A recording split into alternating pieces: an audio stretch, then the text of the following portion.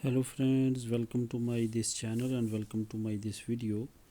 In this video I am going to show you how can we hide how can we set a perfect privacy setting in our Facebook account,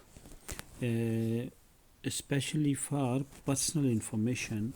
How can you set your information on your profile information in your Facebook account? In this video I will explain to you how can you can set your Facebook settings. Before to start the video, please subscribe my channel for more videos.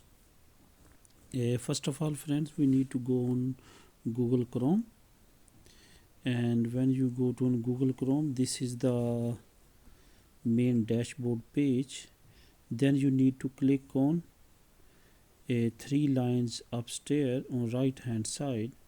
You need to click to, and then will be open a new tab, and downside the app is tab is one option is down to up is fifth option is setting. You need to click on setting, then will be open around about 5 boxes, and third box in 1 2 3 sorry 1 2 and 3, yes, third box in third option, down to up, third option is public posts. You need to click on public posts and will be open a new tab, and last option is public profile info.